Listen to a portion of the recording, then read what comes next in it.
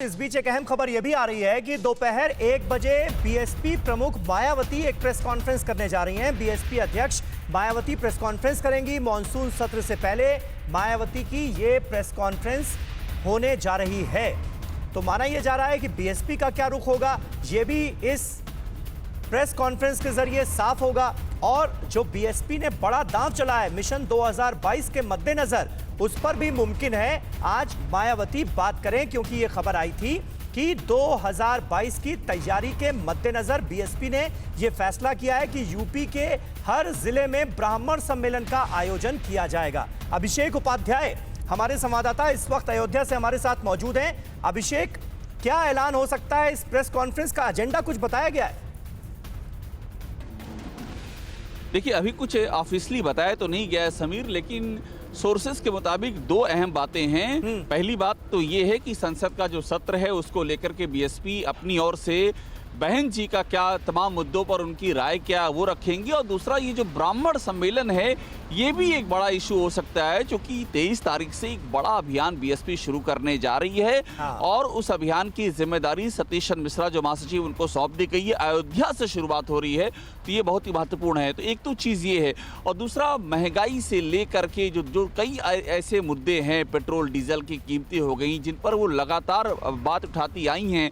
और ख़ास तौर पर यूपी में हालिया जो कुछ योगी सरकार के कदम हैं, इन सब मुद्दों पर भी अपनी बात कह सकती हैं। तो 1 बजे का वो टाइम है जब वो अपनी बाइट देंगी और इन सारे मुद्दों पर राय जाहिर करेंगी। समीर, ठीक है। अनिला सिंह जी हमारे साथ मौजूद हैं। अनिला जी, एक बार फिर आपके पास आना होगा, क्योंकि अब ये देखिए नए दांव के तौर पर देखा जा रहा है कि 2022 की तैयारी बीएसपी की पहला बयान, पहला बड़ा ऐलान सामने आता है कि ब्राह्मण सम्मेलन कराए जाएंगे यूपी के हर जिले में। तो 2007 वाला जो समीकरण था कुल मिलाकर वही साधने की कोशिश बीएसपी की तरफ से कैसे करेंगी सामना?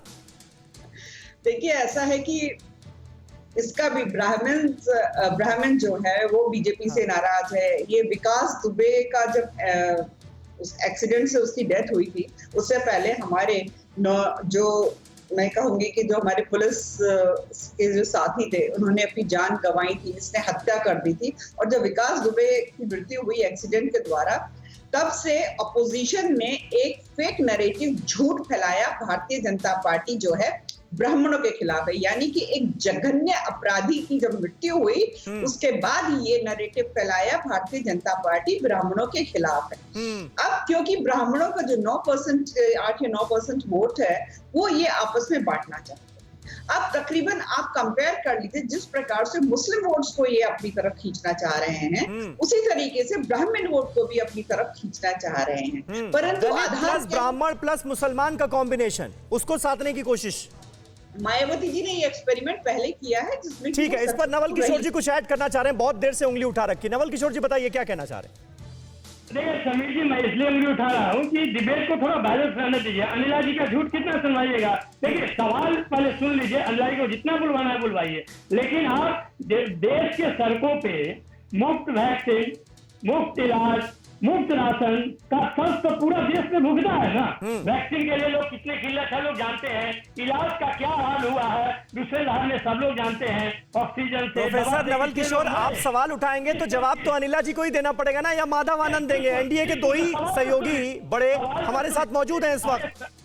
समीर जी, सवाल तो सुन लीजिए। देखिए, फिर आप भाग रहे हैं, बोलिए तो सुन लीजिए पहले। बोलिए। मैं बोल रहा हूँ कि जो जात और आरक्षण की बात कर रहे हैं, पूरा कैबिनेट का परिचय दे रहे हैं कि हमने इन जातियों को दिया, उनसे पूछिए कि नीट में 2017 से लेकर अभी तक 11,000 पिछड़ों को कैसे वंचित रखा उन्होंने। ये कौन सा आरक्षण पर उनका ये है? जहां तक जात पात का सवाल है वो बीजेपी से ज्यादा कोई नहीं चाहती है, और बीजेपी वही काम करती है कि कैसे पिछड़ों को, दलितों को दबा कर रखे। ठीक है, उसके लिए वो ठीक है।